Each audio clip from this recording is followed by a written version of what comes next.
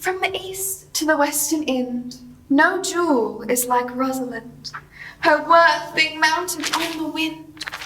Through all the world bears Rosalind, all the pictures fairest, rhymed, are but black to Rosalind.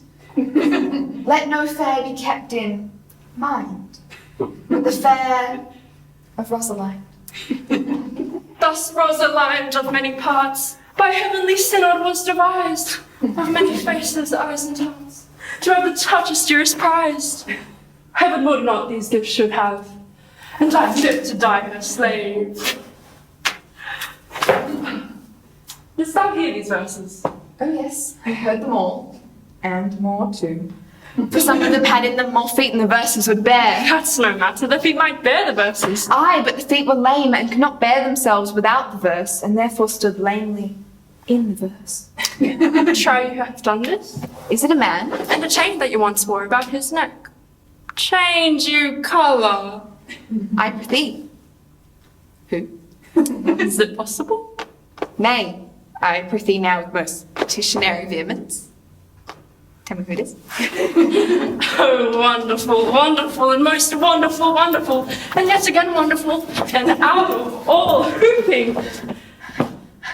Good my complexion. Dost thou think that I'm comparison like a man, I have a doubleton hose in my disposition? 1 inch of delay more is a south sea of discovery. I prithee, tell me who it is, quickly, and speak apace. It is young Orlando that tripped up the restless heels in your heart in both an instant. Nay, will the devil take mocking? Speak, sad brow and true maid. In faith, 'cause 'tis he. Orlando? Orlando! Alas, the day. What shall I do with my doublet and hose? What did he when thou sawest him? What said he? How looked he? Wherein went he? What makes him here? Did he ask for me? Where remains he? How parted he with thee? And when shalt thou see him again? Answer me in one word. You must borrow me Gargantua's mouth first. 'Tis a word too great for any man of this age or size. To say I know to these particulars is more than to answer in a catechism. But doth he know that I'm in this forest, and in a man's apparel? Looks he as freshly as he did the day he wrestled? It is as easy to count atomies as to observe the prepositions of a lover.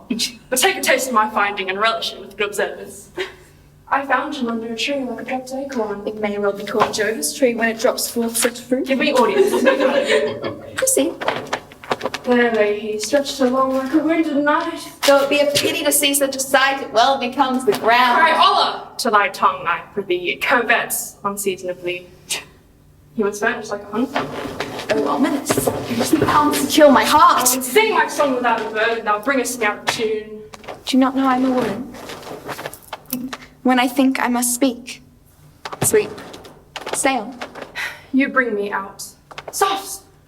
Comes he not here? 'Tis he. Slink by and note him.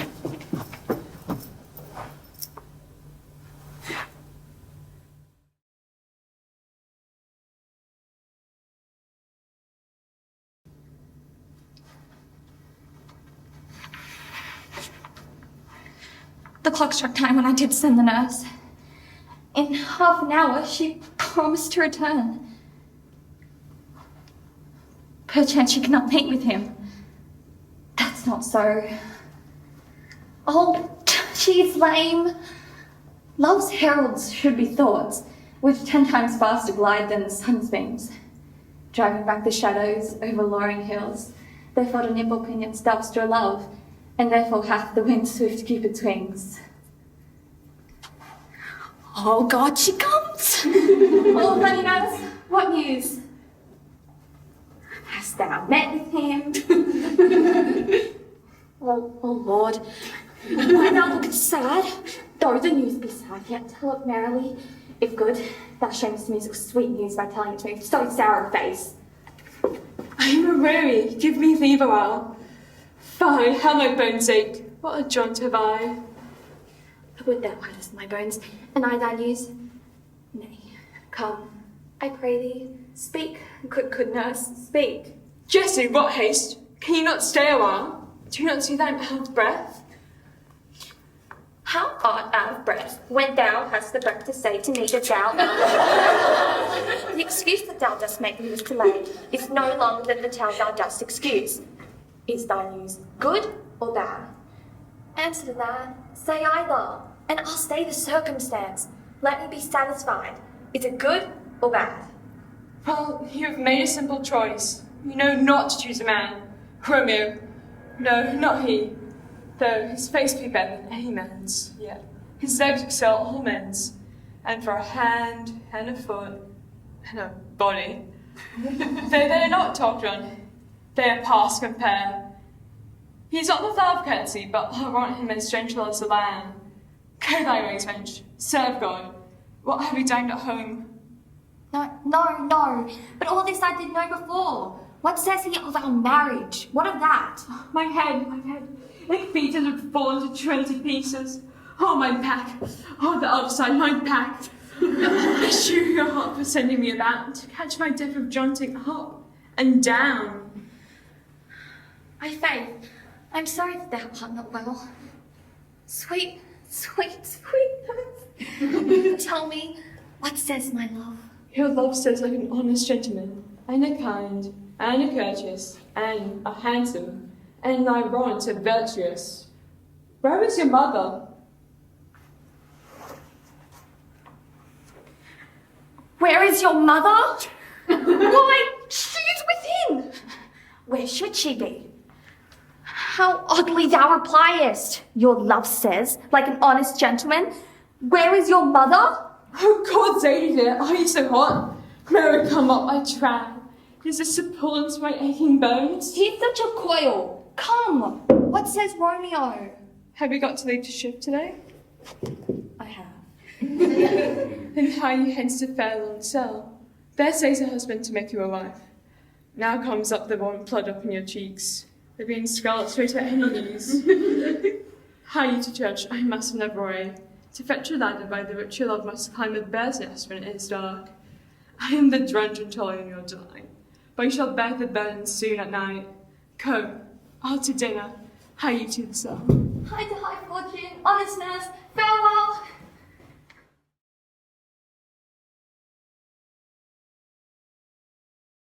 But say, Lucetta, now that we are alone, wouldst thou then counsel me to fall in love? Aye, madam, so you stumble not unheedfully. Of all the fair resort of gentlemen that every day with pal encounter me, in thy opinion, which is worthiest of love? Please, you repeat their names. I'll show my mind according to my shallow, simple skill. What thinkst thou of the fair Sir Othello?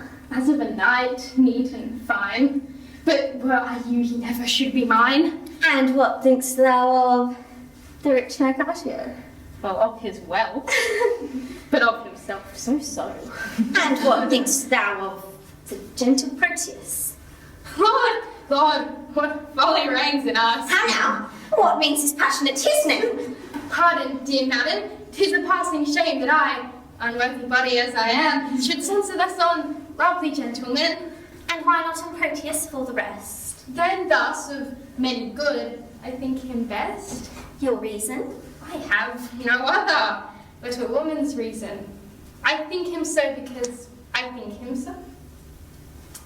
And wouldst thou have me cast my love on him? Aye, if you thought your love not cast away.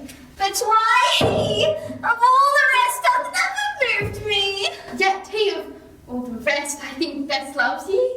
His little speaking shows his love but small. Fire that closest kept burns most of all. They do not love those that do not show their love. They love least that let men know their love. I would I knew his mind.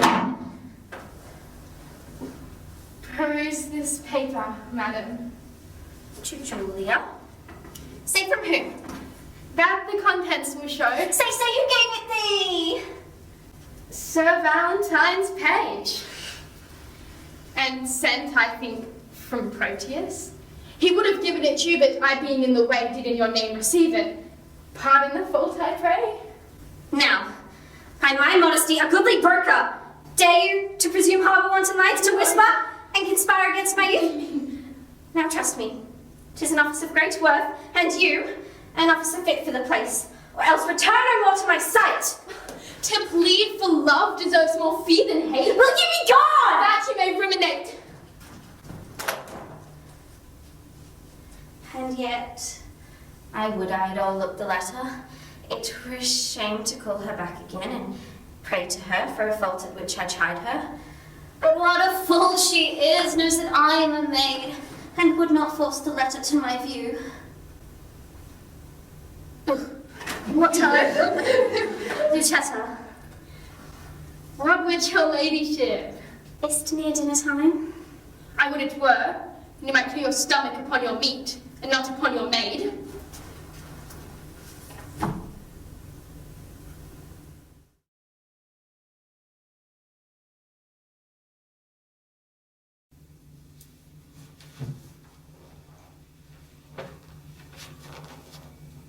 The clock struck 9 when I did send the nurse. In half an hour she promised to return. Perchance she cannot meet with him. That's not so. Oh, she is lame. Love's heralds should be thoughts. 10 times faster glide than the sun's beams, driving back shadows over luring hills. Therefore do nimble pinioned doves draw love, and therefore hath the wind swift Cupid wings. Oh Lord, she comes! Oh, honey nurse, what news? Hast thou met with him? Oh Lord, why look so sad? No need to be sad, yet tell them merrily. If good, thou shamest the music of sweet news by playing it to me with so sour face. I'm weary. Give me leave a while. Fie, how my bones ache. What a jaunt have I? I would thou hadst my bones and I thy news. Nay, come, I pray thee, speak. Good, Jesu, what haste! Can you not stay a while? Do you not see that I am out of breath? How art thou out of breath when thou hast breath to say to me that thou art out of breath? The excuse that thou dost make in this delay is longer than the tale thou dost excuse. Is thy news good or bad? Answer to that. Say either, and I'll state the circumstance. Let me be satisfied. Is it good or bad? Well, you've made a simple choice. You know not how to choose a man. Romeo, no, not he. Though his face be better than any man's, yet his leg excels all men's. And for a hand and a foot and a body, though they be not to be talked on, yet their past compare. He's not the flower of courtesy, but I'll warrant, as gentle as a lamb. Go thy ways, wench. Serve God. What, have you done at home? No, but all this did I know before. What says he about marriage? What of that? Oh, Lord, how my head aches. What a head have I? It beats as it would fall in 20 pieces. And my back to the other side. Oh, my back. Best shrew your heart for sending me about, to catch my death with jaunting up and down. Faith, I am sorry that thou art not well. Sweetness. Tell me, what says my love? Your love says, like an honest gentleman, and the courteous, and the kind, and the handsome, and thou art a virtuous. Where's your mother? Where is my mother? Why, she is within. Where should she be? Oh, how oddly thou repliest. Your love says, like an honest gentleman. Where is your mother? Oh, God's lady dear, are you so hot? Marry, come up, my trove. Is this the poultice for my aching bones? Henceforward do your messages yourself. He is such a coil. What says Romeo? Do you have leave to go to shift today? I have. Then hie you hence to Friar Lawrence's cell. There stays a husband to make you a wife. Now comes the wanton blood up in your cheeks. They'll be in scarlet straight at any news. Hie you to the church. I must another way, to fetch a ladder by the which your love must climb a bird's nest soon when 'tis dark. I'm the drudge and toil in your delight, but you shall bear the burden soon at night. Go, after dinner, hie you to the cell. High tide fortune, honest nurse, farewell.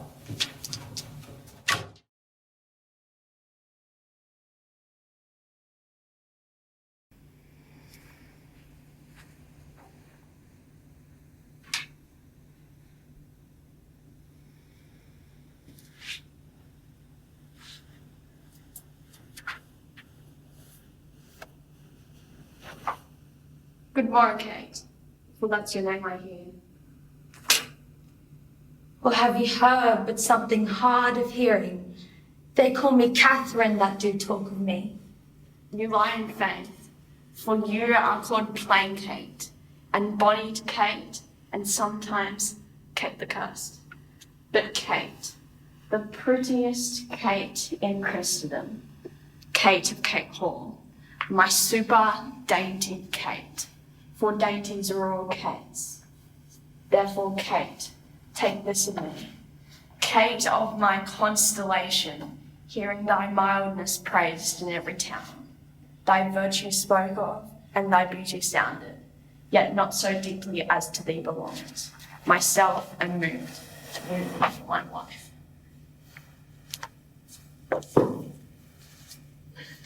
Moved? In good time. Let him that moved you hither move you hence. I knew at the first you were immovable. Why? What's immovable? A joint stool. Thou hast it, hit it. Come, sit on me. Asses are made to bear, and so are you. Women are made to bear, and so are you. No such jade as you with me, you mean. Alas, good Kate, I will not burn thee for knowing thee to be but young and light. Too light for such a swain as you to catch, and yet as heavy as my weight should be. Should buzz. Well taken, and like a buzzard. For a slow internal, shall the buzzard take me? I am for a turtle as he takes a buzzard. Come, you wasp. I faith you were too angry. If I be waspy, best beware my sting. My remedy is then to pluck it out. I, if the fool could find it where it lies. No man does not know where a wasp does wear his sting, but in his tail. In his tongue. Whose tongue? Yours, if we talk of tails, and so. Farewell. Nay, Kate, with my tongue in your tail, you must not look so sour. Oh, it is my fashion when I see a crowd. In sooth, you escape, not so. I chafe you by tarry, let me go. No, not a whit. I find you passing gentle. 'Tis told me you were rough and cold and sullen. Now I find your report a very lie. For thou art pleasant, gamesome, passing courteous, yet slow in speech, yet sweet as the springtime flowers. Thou canst not frown, thou canst not look askance, nor bite the lips angry Welsh's will.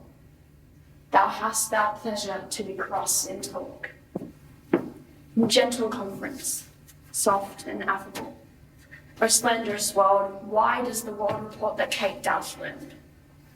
Kate, like the hazel twig, is straight and slender and as brown in hue as hazelnuts, sweeter than the currants. Oh, let me see thee walk, thou dost not hold.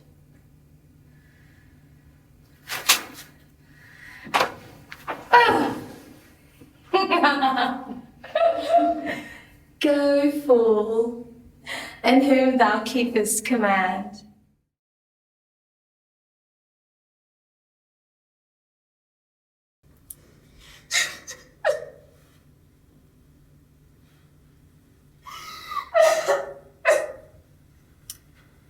What is your pleasure, madam?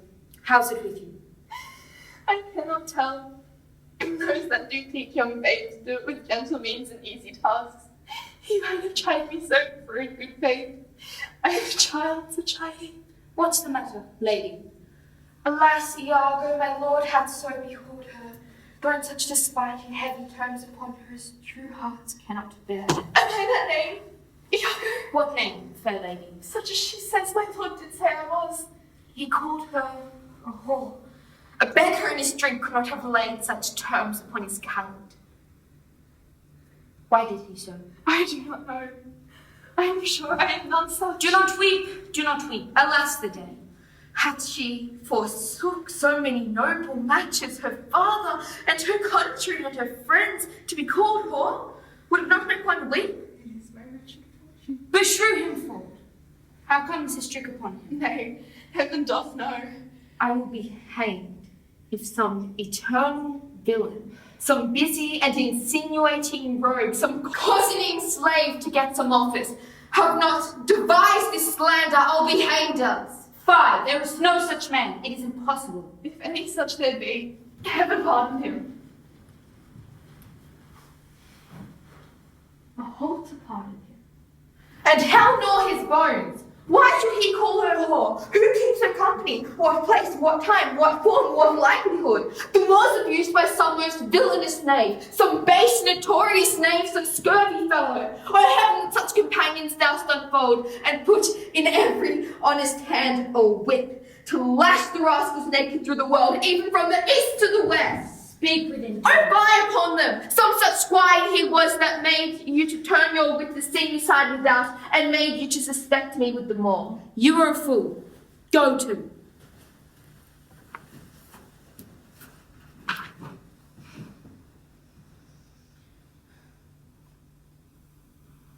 Oh, good Iago, what shall I do to win my lord again? Good friend, go to him, for by this light of heaven, I know not how I lost him. Here I kneel.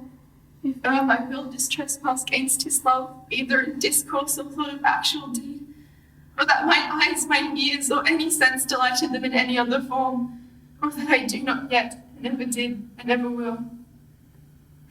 Though he do shake me off to vaguely discourse me, love him dearly, comfort forswore me. Unkindness may do much, but his unkindness may defeat my life, but never taint my love. I cannot say whore. It does abhor me now I speak the word, to do the act that like the addition burden of the world's massive vanity could make me. I pray you, be content. 'Tis but issue.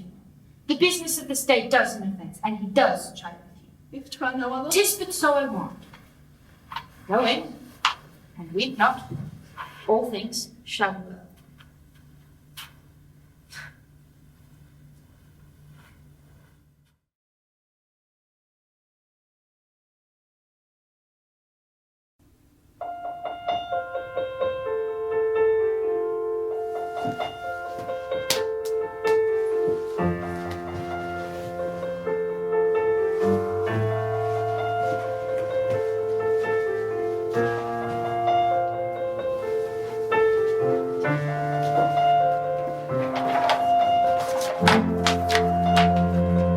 Diagnosed with depression.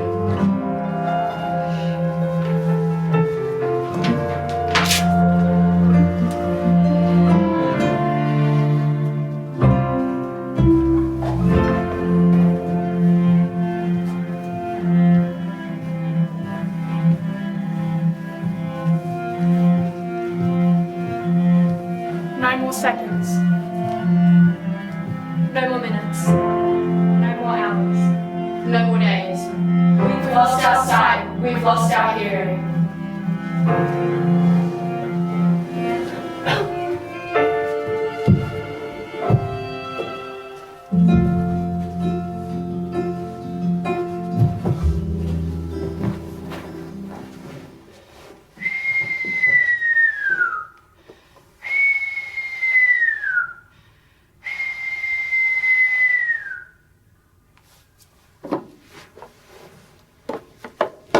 Oh, happy days.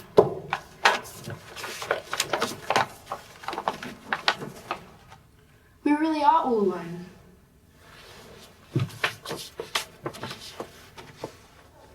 Kiss me. We can't. Try. Nothing is funnier than unhappiness. Around 4.7 million French soldiers were killed in World War II. 5 million German soldiers were killed in World War II. Around 8 million people became refugees from France and other countries. 2 to 3 million German civilians died in World War II. 9,000 people were exterminated by the French for being in communication with the Nazi occupiers. The Germans killed 6 million Jews and other discriminated against groups.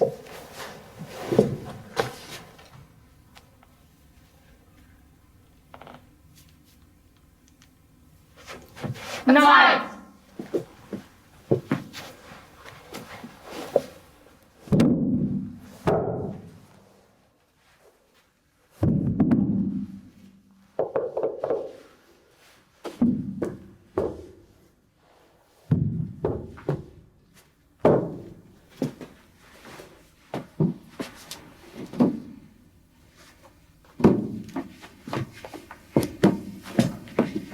Oh, happy days.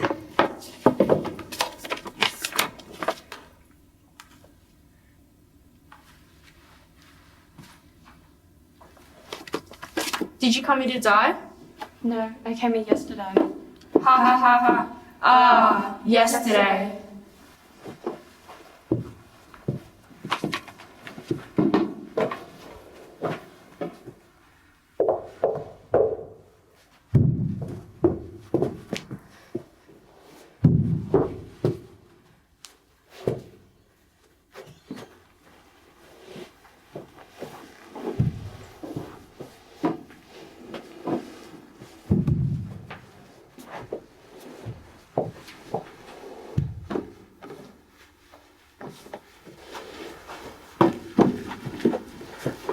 I'm a tree.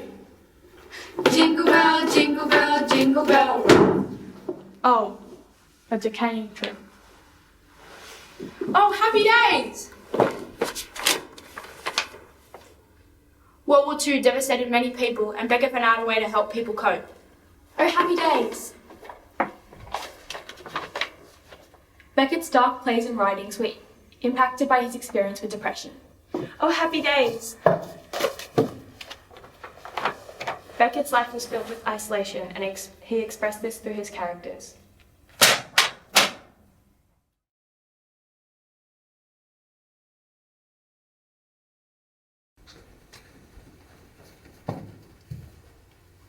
Mrs. Martin, Mrs. Smith, I wanted to engage with you on the topic of the upcoming fundraiser. Oh, do you mean for the poor men out in Dunkirk, Mrs. Watson? Yes, Mrs. Martin. We must do our utmost to support them and their causes. Oh, what a dreary time they must be having in that dreadful weather. Indeed.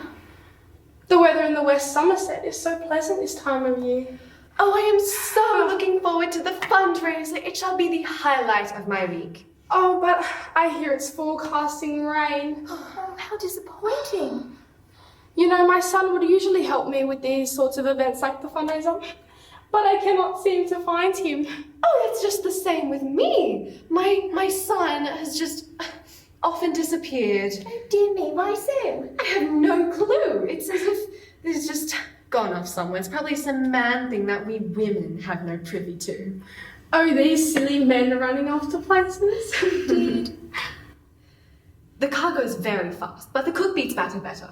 I'm obliged to disagree with you, madam. Don't be turkeys, rather kiss the conspirator. Charity begins at home, ladies. I'm waiting for the aqueduct to meet me at my windmill. One can prove that social progress is definitely better with sugar. Groom the goose, don't goose the groom. The goose grooms. Groom your tooth. Bridegroom the groom, bridegroom the groom. Oh, I had enough of this conversation. Good day to you, madam. And you, madam. I have had such a pleasurable time chatting with you ladies. I'm obliged to thank you for the tea. Must you go off to war, Donald? I'm afraid it's necessary, Elizabeth. Those Germans touch a hair on your head. I'd shoot them dead for them, so it's fine. Don't you go and get a cold whilst you're away? Perish the thought. Daddy, what will I do when you're gone? You'll live, sweetheart. If you have a sniffle, make sure that they send you home. They treat us like kings. It's fine, Elizabeth. Eat 3 meals a day. Yes, with roast turkey on Sundays. With potatoes. Always with potatoes. I want potatoes.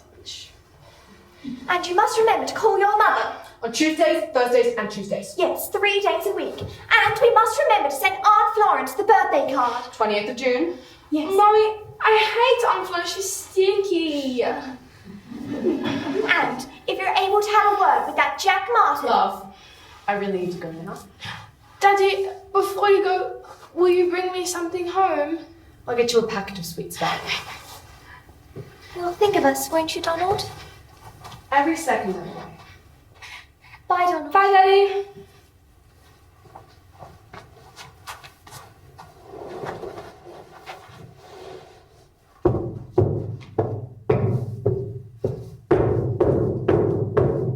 Oh, blast it, Jerry! How long left, sir? 5 kilometers. It's 40 5 kilometers. Are you leading? No, you muppet, you're leading. I'm not leading. You're leading. Me? Yes, so you. Well, then why the blast it wasn't I told, sir? Oh, you Germans shoot like girls.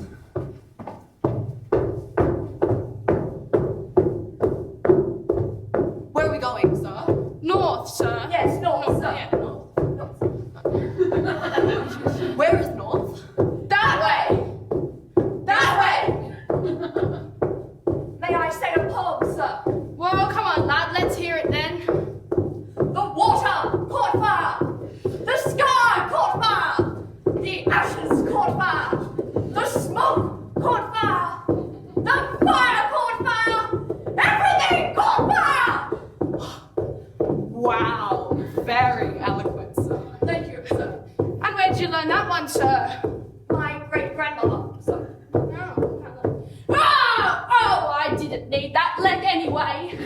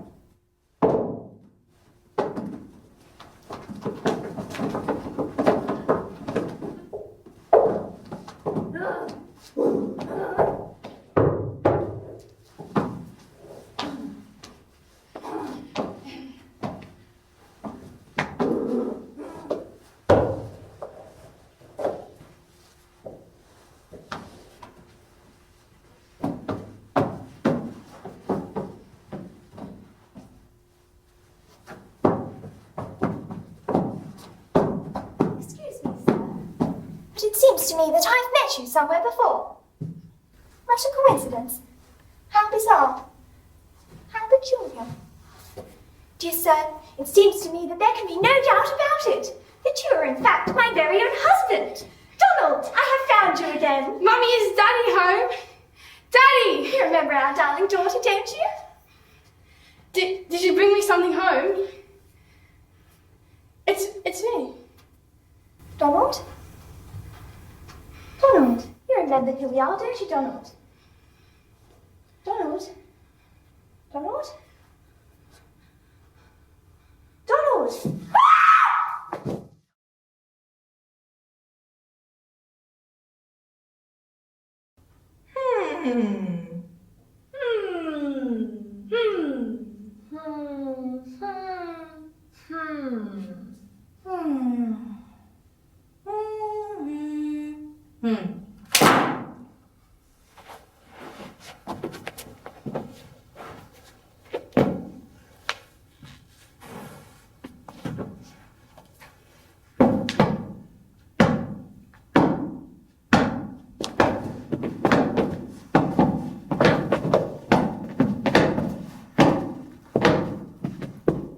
The Holy Bible. 9. Karl Marx, The Communist Manifesto. 9. Mein Kampf, Adolf Hitler.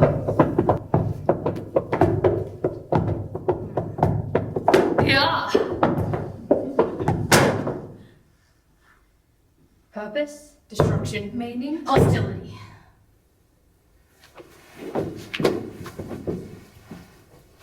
$20 on Sunday. Oh yes, how fantastic! But I heard it's going to be raining cats and dogs. Did you hear about the fires?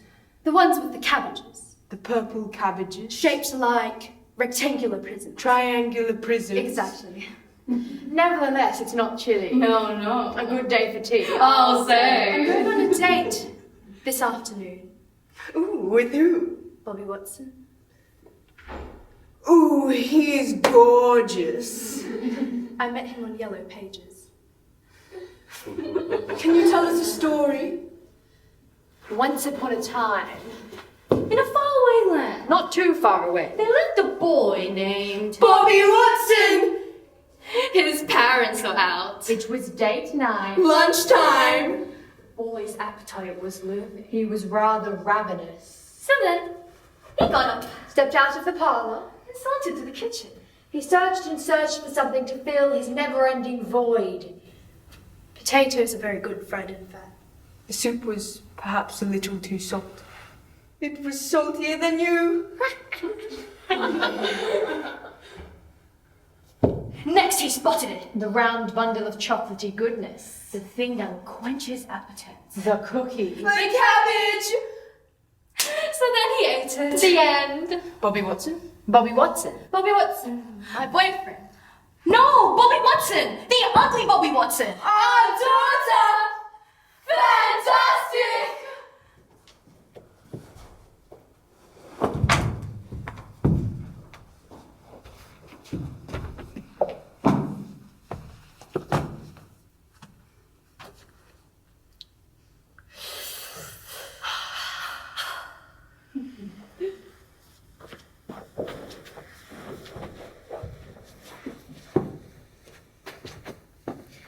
Well, let's take a look at the mains, shall we? What a splendid idea. Hello, miss. What can I get for you? How dare you interrupt me when I am speaking? But now you're here. I'll take the pigeon toast with a sprinkle of paprika parmesan and a hint of pretension. And for you? And I'll have the escargot with a side of disdain. That'll be all for today. Yes, miss. Did I tell you to leave? Miss, it was you who gave me... Is everything okay here, ma'am? What did you order? See, the pigeon toast for you and the escargot. Why don't you escargot away? I'm so sorry you feel that way, ma'am. I'll get it immediately.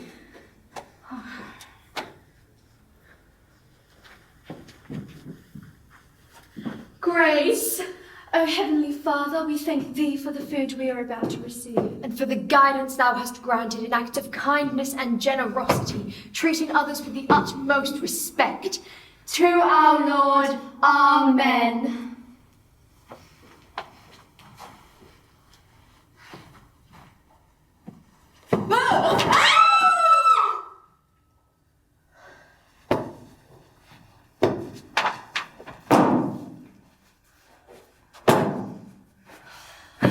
The almost rich, lonely working class bourgeoisie, financially insecure.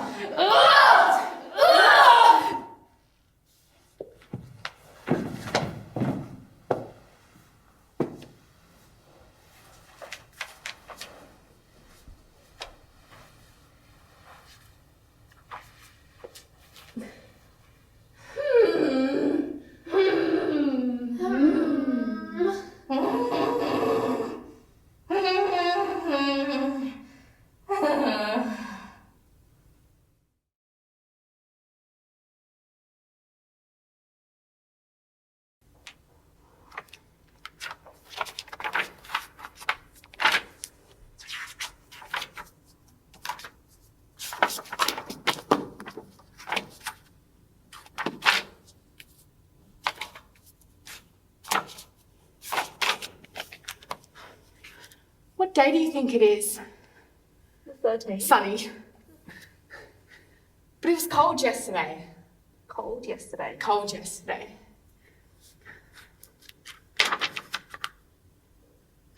You would not believe what I heard this morning. What? Well, I woke up earlier than usual, just after lunch. I pushed off my blanket, the red one by the way. I got up, out of bed, went to the window, the one near the bookshelf, on the left, the very left, and you would not believe what I heard.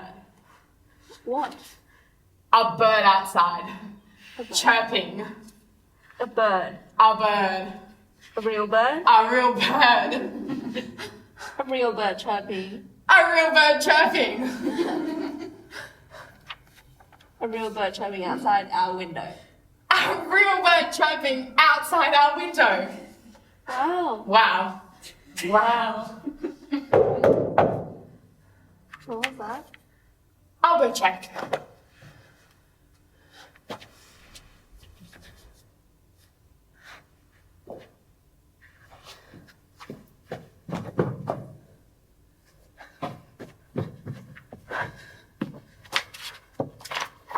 It was nothing. What type of bird was it? What was that? I'll go check.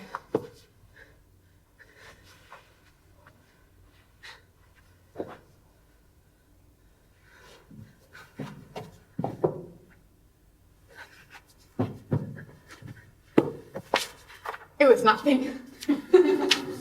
Wow. A real bird chirping outside our window. What was that? I'll go check.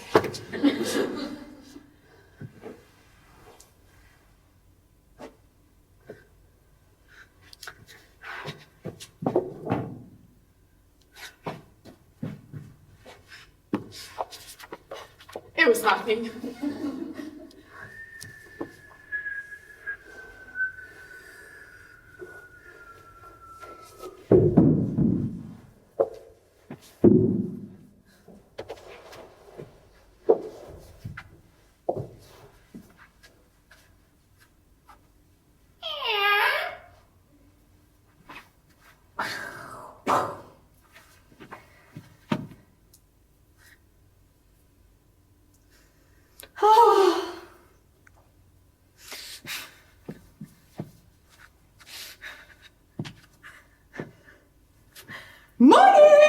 Morning! Morning. 5 minutes till he gets you. My watch says 4.5. Well, your watch must be correct. Yours is more reliable. Oh, surely not. Your watch is newer. When was the last time he came to you? Must be a couple of weeks for me. Maybe months. Has he been to you sooner? It's been a month, 3 weeks, and 4.5 minutes. You? It's been a fortnight and a week for me.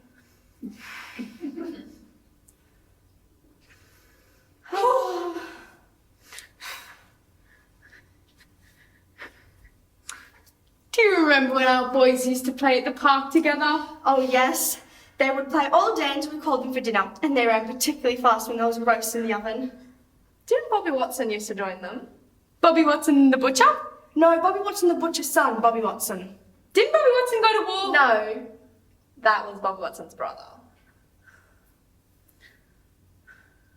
Poor Bobby. Which poor Bobby do you mean? It is his wife that I mean. She is called Bobby too, Bobby Watson. Since they both have the same name, it is often hard to tell one from the other when they are together.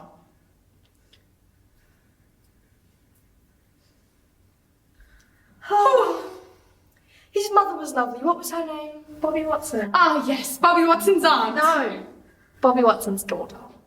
Hasn't she had a son recently? Yes, Bobby Watson. Bobby Watson's mother, Bobby Watson, is on her honeymoon with Bobby Watson, and she is looking after Bobby Watson with Bobby Watson. Isn't he the bus driver married to Bobby Watson who had a baby with Bobby Watson named Bobby Watson? Yes, I heard they're quite happy.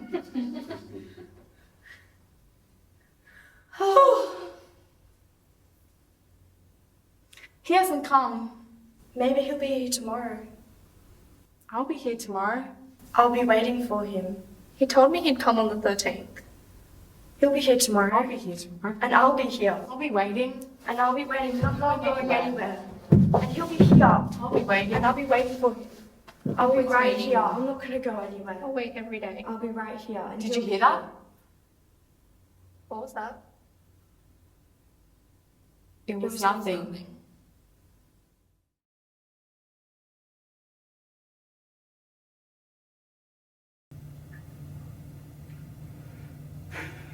Look, Peter, the sky. What a lovely, lovely day. Aren't the clouds beautiful?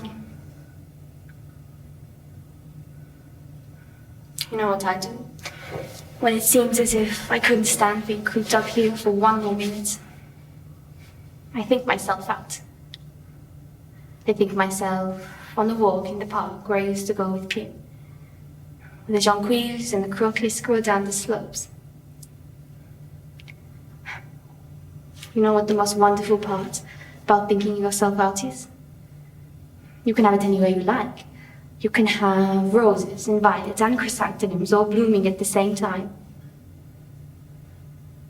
It's funny. I used to take it all for granted. And now I've gone absolutely crazy about everything to do with nature. Haven't you? I wish you had a religion, Peter. I don't mean you have to be orthodox, believe in heaven and hell and purgatory and things. Just some religion.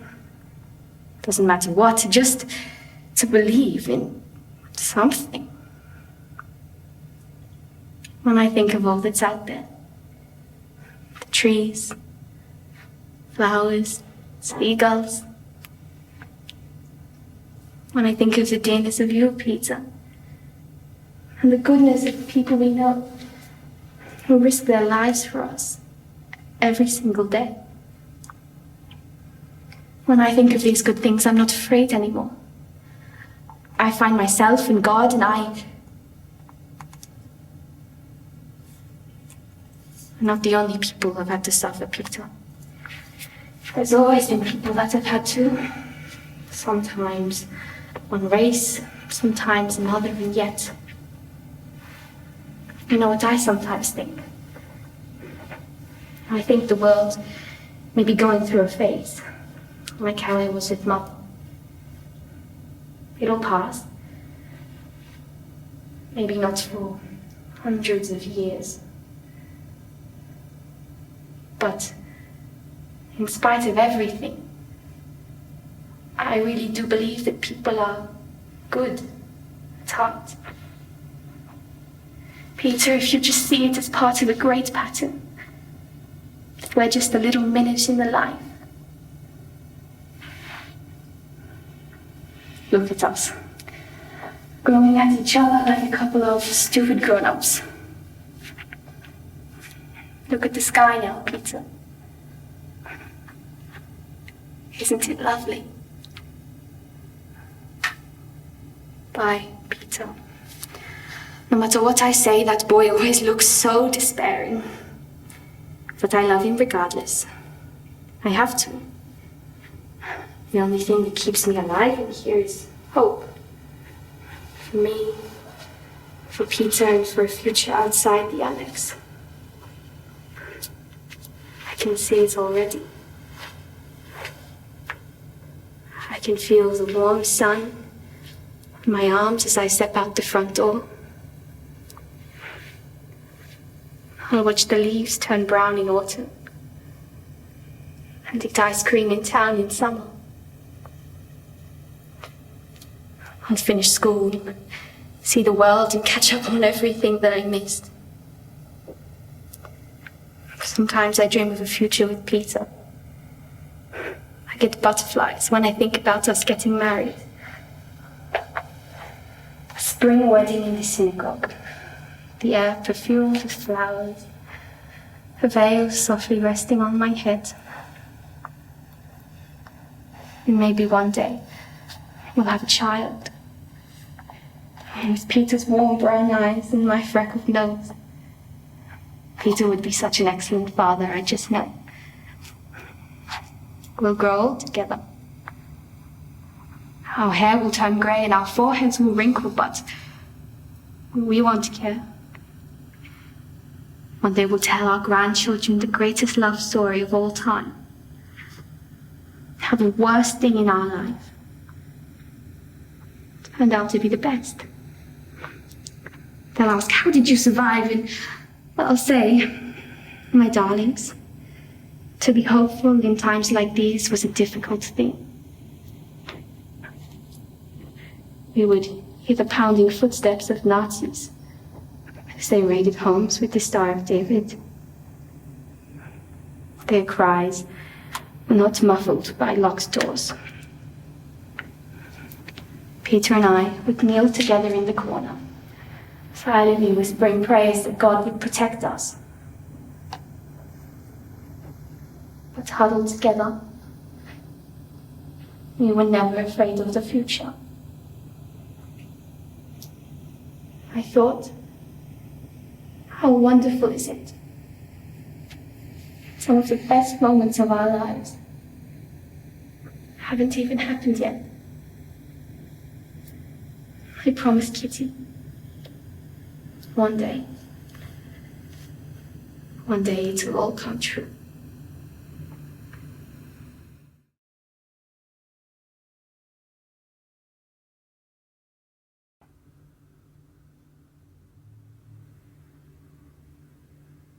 I'm sorry, but Lisa, I cannot keep silent one moment longer. I know that Nolene is your guest and that we're not here to talk of troubles on your father's birthday. Truly, I am sorry. But I cannot sit here and listen as you all eat your cake and drink your wine and talk about Naru as if it is your great success story. Nolene, you were right. I am Saba Nazari. I am from Iran. It's been decided by Home Affairs that my psychological treatment for PTSD in Australia is over. When I heard this, I escaped detention. because I did, border force can transport me directly back to Nauru. Nothing. Please do not punish his family for the kindness that they've shown me in trying to keep me safe. They never wanted me to speak these things, and I've risked so much already. But you all must hear the truth. Justice Collins, you were a judge. Read those assessments of me by two independent and highly respected psychiatrists and see if you think that I'm ready to return to the same place and the same conditions that caused my breakdown. Nauru can't be that bad. Then let me tell you. It is an ugly wreck of an island stripped bare from most of its vegetation by phosphate mining. We are housed in mouldy tents. The heat is unbearable. You love the sun in Australia? We hate it. It is our enemy. We would love to be able to rip it out of the sky. In Australia, you do not allow pigs to be housed like we are. Yes, we can go out into the towns, but so many of us have been molested and harassed. So we do it as little as possible. We have barely enough money to buy enough food, and there are no fresh fruits or vegetables. And the hopeless feeling not knowing when this will end, of day after hellish day with nothing meaningful to do, is unbearable. Your life has purpose, Nolene. Think of a life totally without and with no future hope of any purpose. Think of it. The thing that makes me angry, so angry that it eats me from the inside, is that my life could have easily had purpose. I could have been a doctor in Australia by now. Before the Malars declared that women could no longer pursue medicine, I had topped my medical school 2 years in a row. I was outraged. I went out into the street to join the democracy protest and was jailed and savagely beaten twice. I fled. And it was hard and dangerous. Forged passwords near...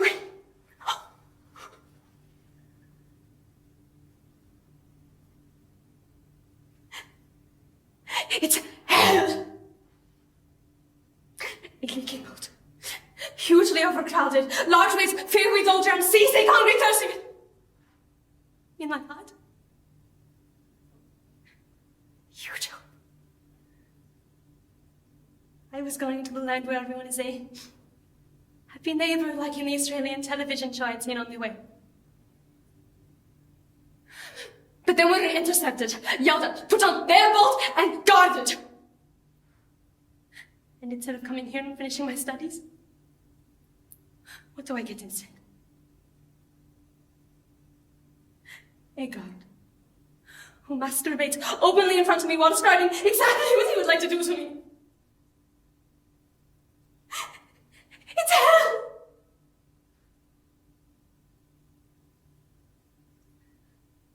That's why I nearly killed myself. It's why I probably will when I sent back. If I had just been allowed into your country, I might also one day be married with my own children. Those are the dreams I still see in my head. Those are the dreams that torture me and fuel my anger. Dreams that can no longer happen because of your vile Mr. Duckett and you, Nolene, are about to use your phone and send me back to that future with no hope and no purpose.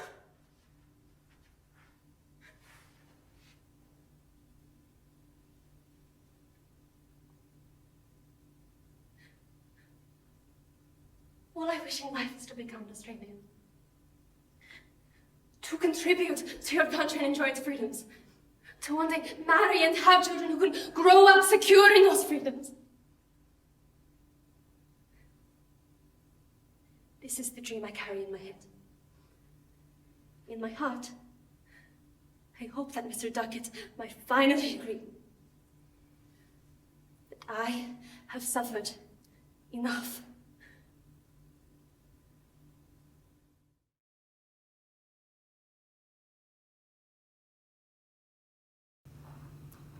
Good night, Ivar. Good night, Bobby. Good night, Emmy. Sweet dreams. The children are put to bed.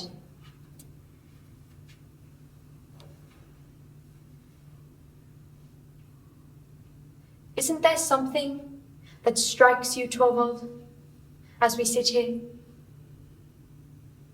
In 8 whole years, no more, ever since our first meeting, we have never exchanged a serious word about serious things. We have never sat down together seriously to try to get to the bottom of anything. You've never understood me. You've never even loved me, neither you or Papa. You just thought it was amusing to be in love with me. It is perfectly true, Torvald. I have been greatly wronged by the both of you. When I was at home with Papa, he told me his opinions about everything. And so I had the same opinions. And if I differed from his, I concealed the fact, because he would not have liked it. He called me his doll child, and he played with me just as I used to play with dolls. And when I came to live with you, I was simply transferred from Papa's hands into yours. You arranged everything according to your own tastes. And so I acquired the same tastes as you. Or else I pretended to. I'm not really quite sure which. I think it was both. Looking back on it, it seems to me I've lived here like a poor woman, just from hand to mouth. I have existed merely to perform tricks for you, Torvald. But you would have it so. You and Papa have committed a great sin against me. The two of you are to blame that nothing has come of me. I've been your doll wife here, just as at home I was Papa's doll child. And the children, they have in turn been my dolls. I thought it was amusing when you came and played with me, just as they thought it was amusing when I came and played with them. Our home has never been anything other than a playhouse. That's been our marriage, Torvald. But you neither think nor talk like the man I could bind myself to.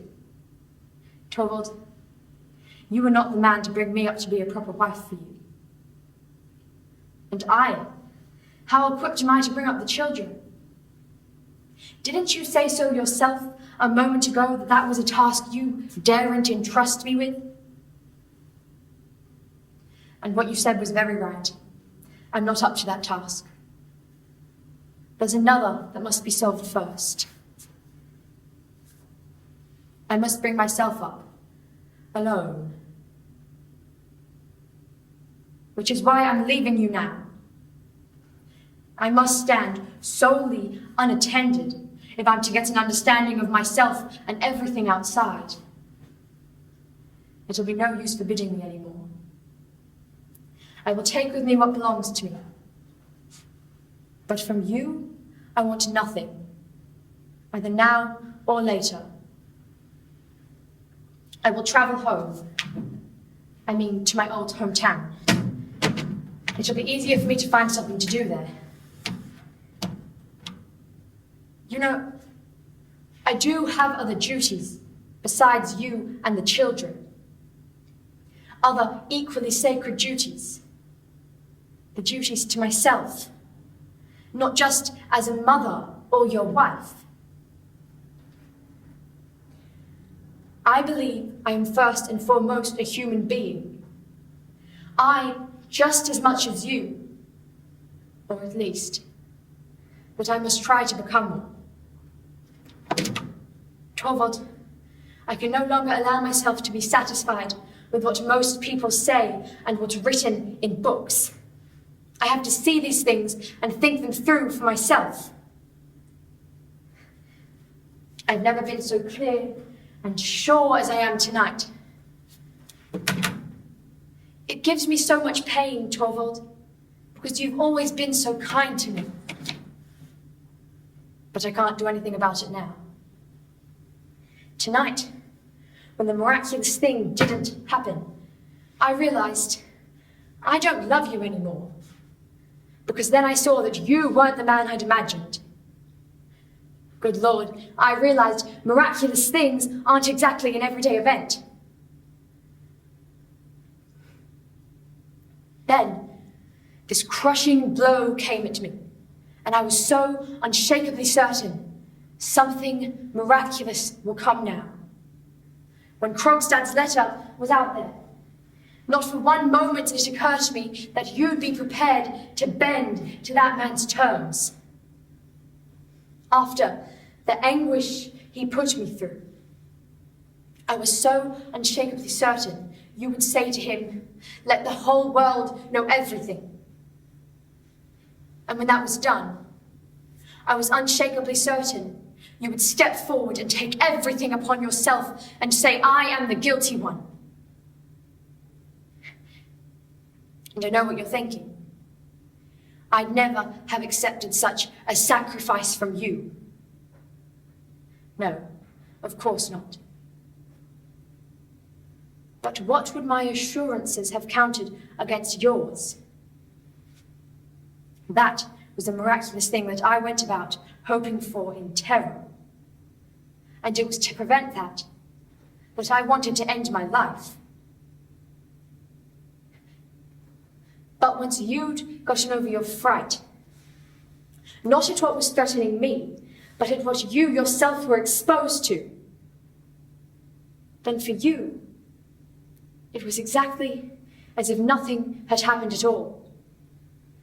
Exactly as before, I was your little skylark, your doll which you would carry in your arms twice as carefully hereafter because it was so fragile and weak. Torvald, it was then it dawned upon me that for 8 years I had been living here with a strange man and had borne him 3 children. I can't bear to think of it. I could tear myself into pieces.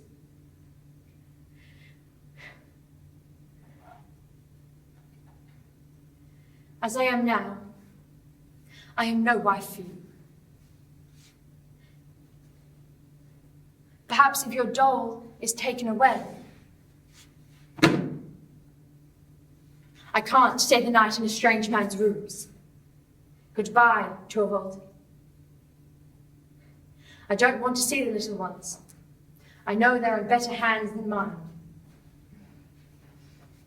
As I am now, I can't be anything for them. I don't even have an idea of what I will become. The maids know everything that needs doing in the house, better than I. If I am to know you again, then the most miraculous thing would have to happen. Both you and I would have to change ourselves in such a way that our living together could become a marriage. But Torvald,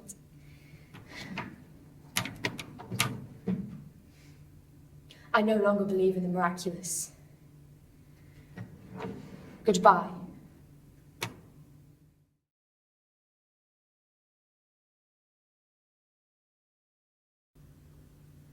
Don't give me your voice of God's speech, Papa. There was a time where you could have saved me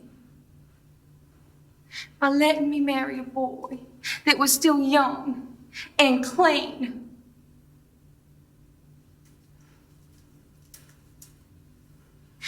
But instead, you drove him away, drove him out of St. Cloud, and when he came back, you took me out of St. Cloud and tried to force me to marry a 50-year-old money bag that you wanted something out of.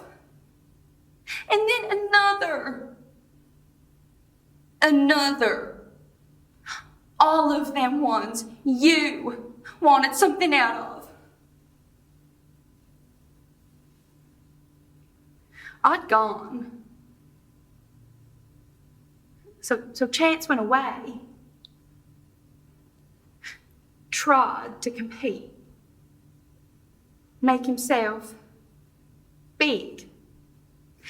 As big as one of these big shots you wanted to use me for a bond with. He went. He tried. The right doors wouldn't open, and so he went in the wrong ones. But Papa, you married for love. Why wouldn't you let me do it? While I was alive inside and the ball was still clean, still decent. Papa, you married for love, and even though you done it, you broke Mama's heart. Miss Lucy was your mistress long before Mama died, and Mama was just in front of you. Can I go in now, Papa? Can I go in now, Papa?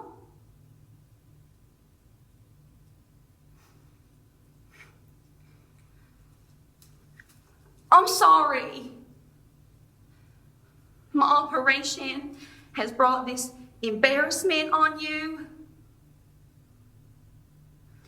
But can you imagine it, Papa? I felt worse than embarrassed when I found out that Dr. George Scudder's knife had cut the youth out of my body, made me a childless woman, dry, cold, empty like an old woman.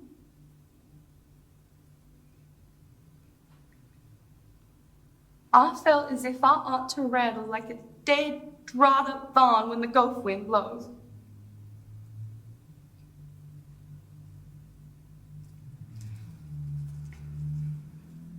But Papa, I won't embarrass you anymore.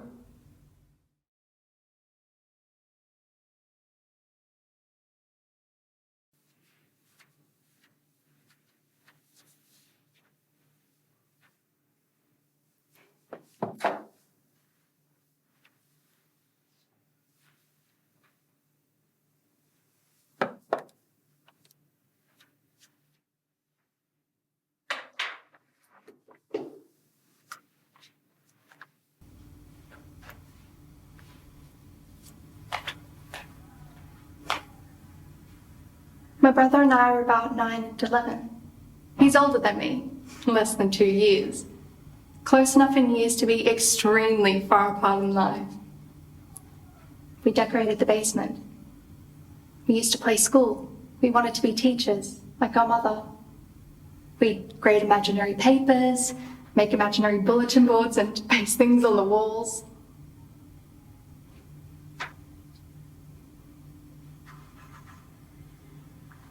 Dad saw what we'd done one day. We weren't even there. We were upstairs watching TV, doing our homework. It was Sunday. He screamed and slapped Mum. Started ripping things down, knocking a whole stack of textbooks over. He wanted to know why she hadn't watched us.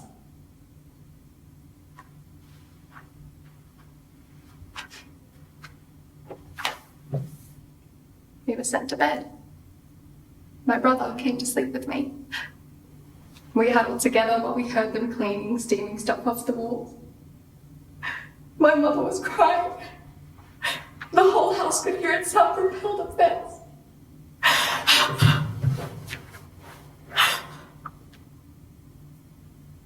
Then they came upstairs. We pretended to be asleep. All my mother kept saying was, I don't want our children to hate you. I don't want our children to hate you, Walter. I don't want them to hate you.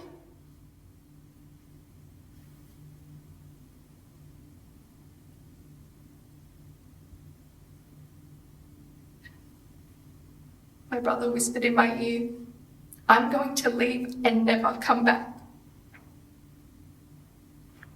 My brother did. I'd hate him for it.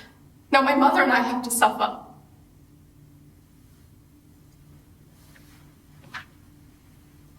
I'm getting married to a boy I met in high school. My mother met my father in high school too. The same high school, actually.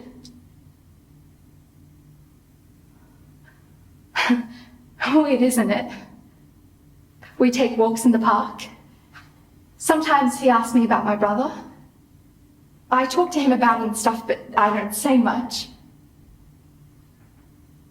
Eventually I want to have kids, but I have a career now.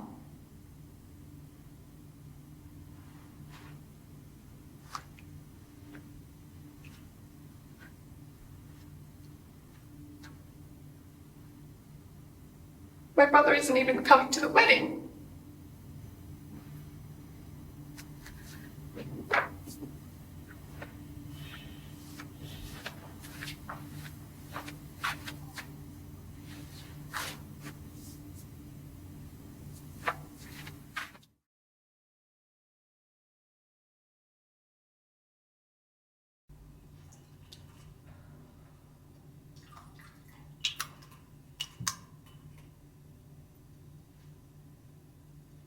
So I went to go see the dentist of all things. I had 13 cavities and actually wound up seeing a lot of the dentist. And, you know, it was just a lot of fun, and his family had a lot of money. I mean, like, a lot of money. And he didn't have to work if he didn't want to, but he liked to, which I liked, and it was just a lot of fun. And so we started to go out, and as I got more involved with Marty, we talked about getting married, and we did get married, and we had this big wedding, and we left, and so we ended up buying this big apartment on East 71st Street, much too big for just the two of us. And it had a terrace and windows on 3 sides, and we'd been married 2-3 months, not quite, and I think I was pregnant. Well, I was. I was late, and we talked about it, and I could have been, and anyways, and it was late afternoon, and I was standing by the window looking out, and everything was blue, you know, as blue as it could be before it gets black. And Marty said, you know, come out onto the terrace, and I was like, Marty, I don't have any clothes on. So he bought me this little robe, and we walked out onto the terrace, and you know, I put my head back to look up at the sky, and he kissed me, and we lived on the 7th floor, and there was another one above us, and he leaned, and I just set my back against the rail, and we were gone. We went over, and I saw us leave the window, and I reached past him, my hands, they reached past him to try hold on to something, but there wasn't anything, just blue, and I didn't black out. I remember thinking very clearly that this is bad, and it's real, and it's true what they say. You see everything flash before your eyes, but more slowly, like a dream, and Marty was climbing up me and screaming. We went over once and went through an awning.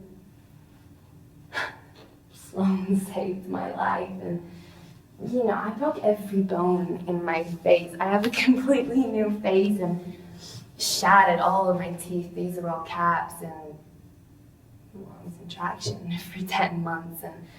And Tom, he came to see me every week, every day sometimes, and Marty's family, who sued the building, I mean, they never even attached it. It wasn't even attached. It was just a rail, just a loose rail, and there was another one on the floor above, and the same thing could have happened.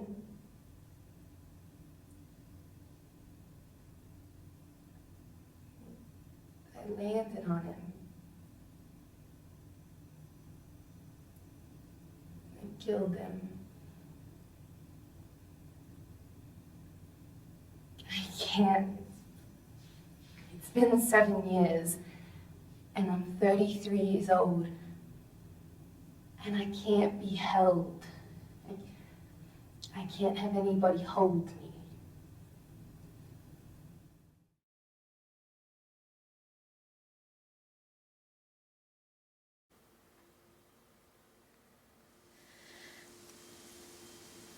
Hello, Mr. O'Connor.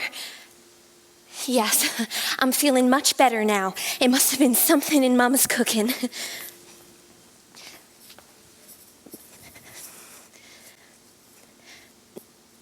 Mr. O'Connor, I don't suppose you remember much about me, but I remember you.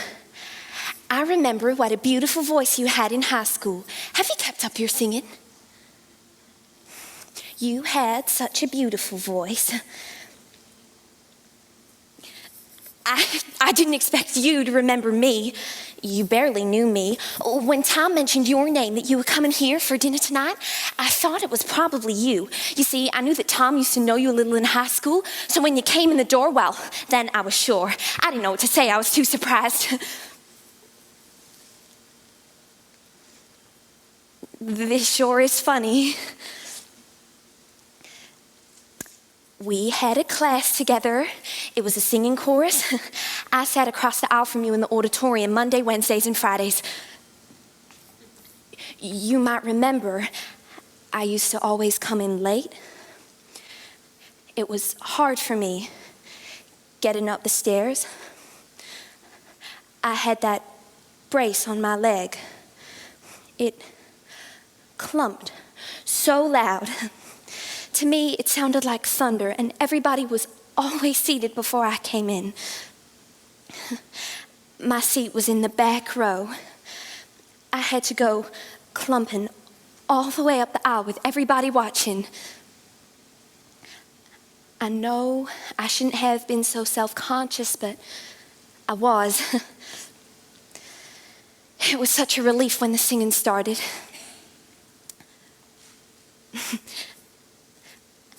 I was out of school for a little with pleurosis. When I came back, you asked me what was the matter. I said, I have pleurosis. You thought I said blue roses. So that's what you always called me from then on. Whenever you saw me, you'd holler, hello, blue roses.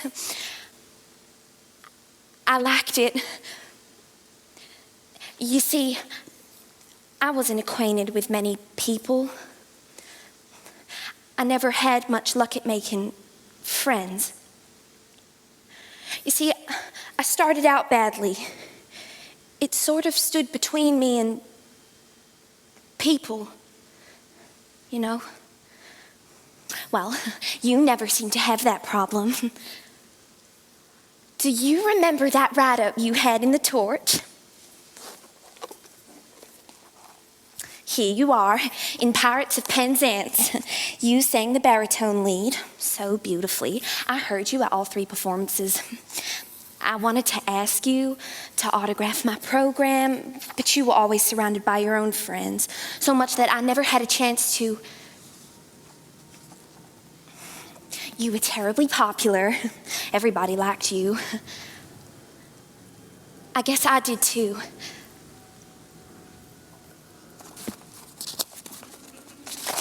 I didn't care for that girl you went out with, though, Emily Meisenbach. Emily was the best-dressed girl at Solden, no doubt about it.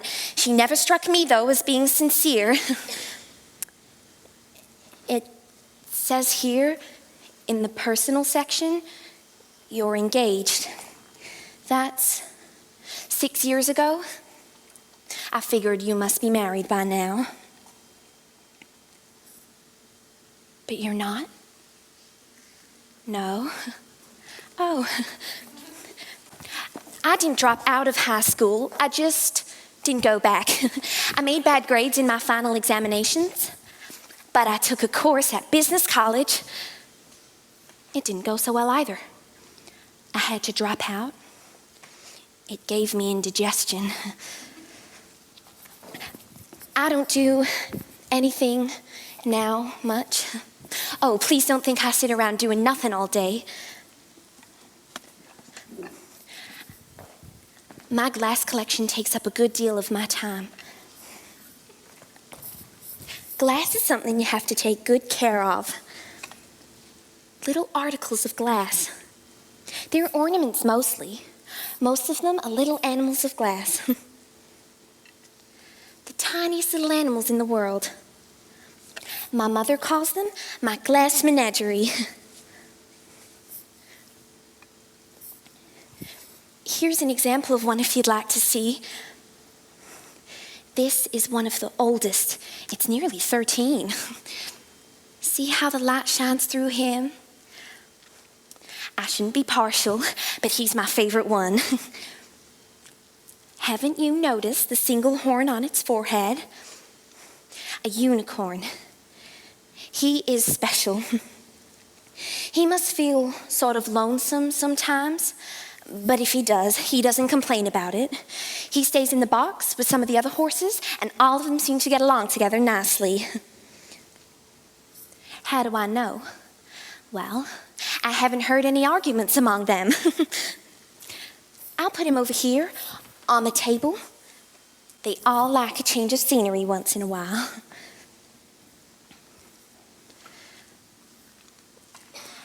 I think it stopped raining. The music? Oh, it's coming from Paradise Dance Hall, across the alley.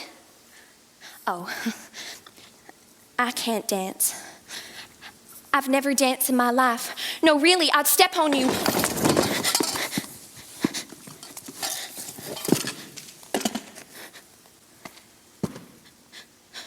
Horn.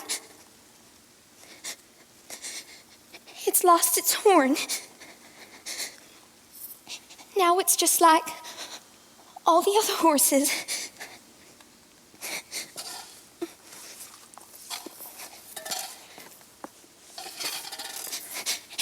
It doesn't matter. I don't have favorites, such. It's no tragedy. Glass breaks so easily, no matter how careful you are. Traffic jar shelves and things just fall off. I'll just imagine he had an operation. Yes. The horn was removed to make him feel less freakish.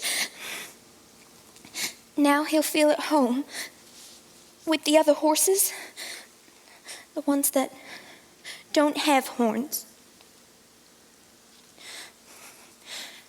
You should go now, Mr. O'Connor. Goodbye.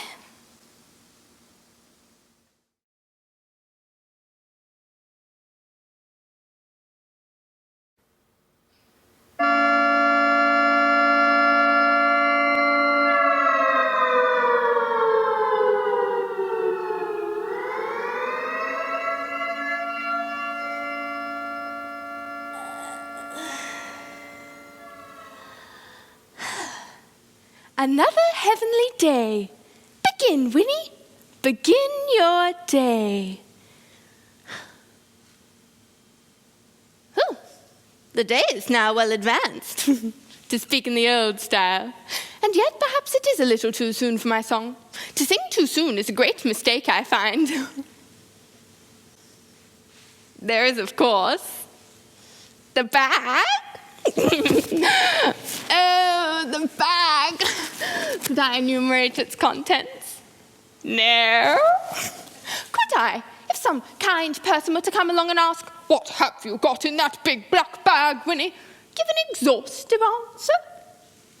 No. The depths in particular, who knows what treasures, what comforts. Ah, yes, there is the bag. But something tells me, Winnie, do not overdo the bag.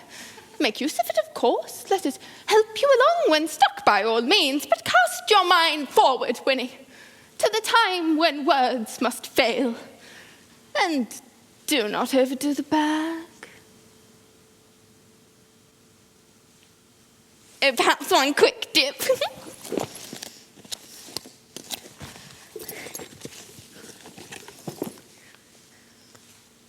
Ugh. Running out. Oh, well, just one of those old things. Just one of those old things. Just can't be cured. Can't be cured.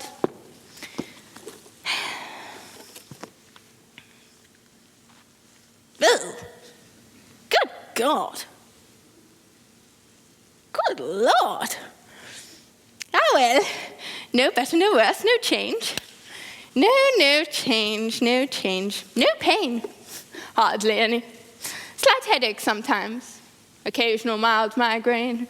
It comes, then goes. Ah, yes, many mercies. Great mercies. Prayers perhaps not for naught. First thing, last thing. Old thing. Old eyes. On, Winnie.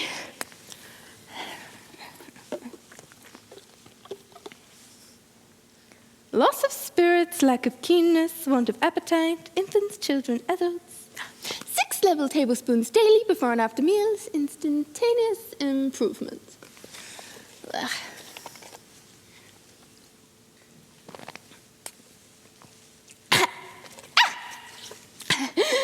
That's better. What is that wonderful line, Willie? A fleeting joy, a something lasting woe. Ah, yes. This is going to be another happy day. Another happy day. Oh, that is what I find so wonderful, that not a day goes by, hardly a day, without some wonderful addition to one's knowledge. I mean, provided one takes the pains.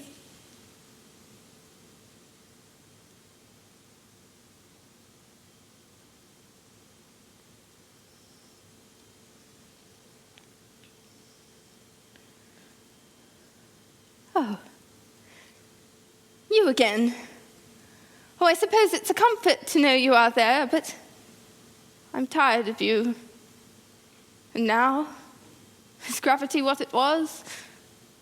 I fancy not. Yes, the feeling more and more that if I were not held in this way, I'd simply float up into the blue. Ah, yes. If only I could bear to be alone. I mean, prattle away with not a soul to hear. Not that I flatter myself you hear much, Willie. No, God forbid. Days perhaps when you hear nothing, but days too when you answer, so that I may say at all times, even when you do not answer, and perhaps hear nothing, that something of this is being heard. I'm not merely talking to myself. That is, in the wilderness, something I could never bear to do for any length of time. That is what enables me to go on. Talking, that is. Don't you ever have that feeling, Willie, of being sucked up? Don't you have to cling on sometimes? You don't? Ah, well, natural laws. I also suppose it depends on the creature you happen to be. All I can say is, for my part, for me, things were not what they once were when I was young, foolish, beautiful, perhaps, possibly lovely in a way to look at. Oh, forgive me, Willie. Sorrow keeps breaking in. Ah, well, what a joy to know you are there.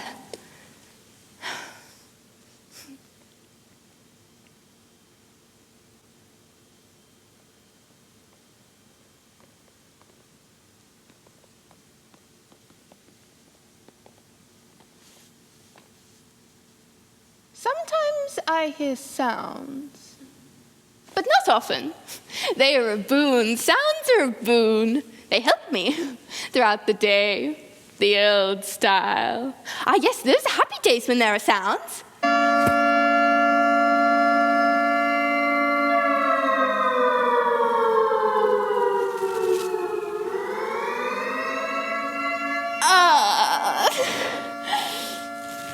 The bell.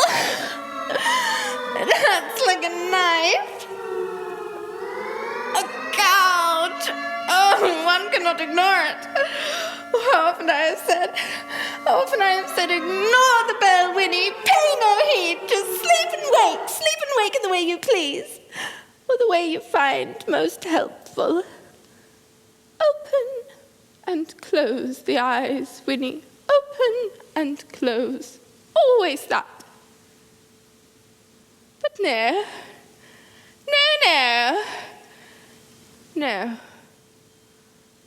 no, something must move in the world. I can't anymore. A zephyr? A breath? Oh, what are those immortal lines? It might be the eternal dark, black night without end. Just chance, I take it. Happy chance.